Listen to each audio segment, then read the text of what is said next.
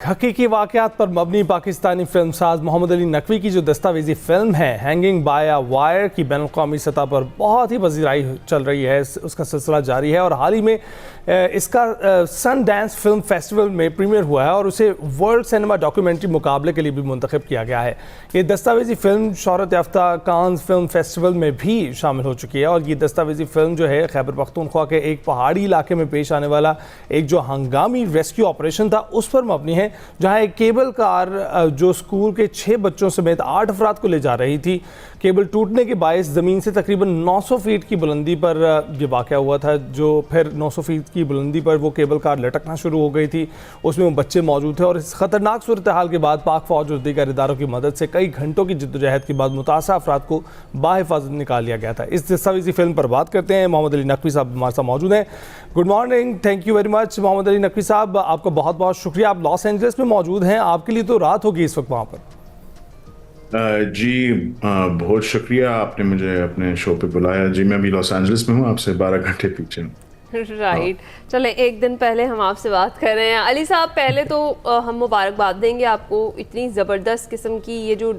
Documentary تھی اور اس کے اوپر جو پذیرائی کا سلسلہ جاری ہے، آپ ایکسپیکٹ کر رہے تھے کہ اس ڈاکیومنٹری کو اتنی انٹرنیشنل لیول پر پذیرائی ملے گی؟ امید تو تھی، اور یہ اتنی دلچسپ کہانی ہے بیکاز بہت سی جو ڈاکیومنٹریز بنتی ہیں پاکستان میں، obviously وہ کافی سوشل ایلز اور تنقید پہ بنتی ہیں، اور یہ ایک ایسی میڈیم ہے کہ وہ ایک تنقید ہی کی ہوتی ہے، لیکن اس میں ہم نے اپنے ملک کے بڑے ہیروئکس دکھائے۔ ہم نے دکھایا کہ ہماری جو حکومت ہے، فوج ہے، جو لوکل بھی لوگ تھے، جو پولیس بھی تھی، سب ہاتھ مل کے they did a huge rescue operation، جس میں سب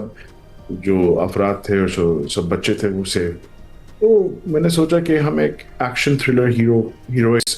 کی کہانی بنائیں، اس میں دلچسپی بھی ہوئے گی، اور اتنا خوبصورت علاقہ بھی ہے اور اتنی زیادہ فوٹیج بھی اس دن سے ہے۔ نقوی صاحب، یہی بات میں کرنے والا تھا، اس میں آپ نے اوریجنل فوٹیج بھی استعمال کی ہے واقعے کی، اور ہم دیکھ رہے ہیں کہ وہ کافی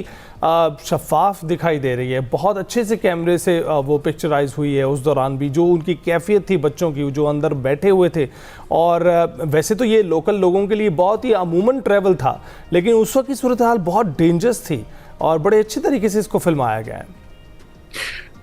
اب آپ دیکھیے کہ یہ ایک بالکل ہی پسماندہ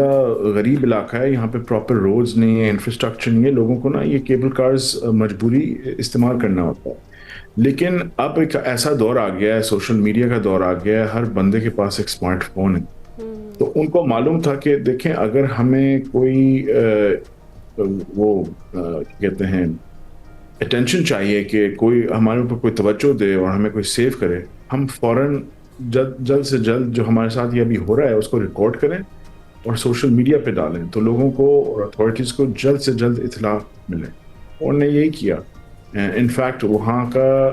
ایک اسی علاقے کا ایک جویلری شاپ اونر ہے، جو ساتھ میں ایک ولاگر بھی ہے، ان کا نام فیصل ہے، ان کے ساتھ ایک ڈرون تھا، ان نے اس دن یہ سب ریکارڈ کیا۔ تو آپ جو دیکھ رہے ہیں وہی ہے فوٹیج، مطلب یہ ہم کوئی ری اینیکٹ، وہ جو دن والی جو ہے نا کافی سیکوینسز، یہ وہی ہیں،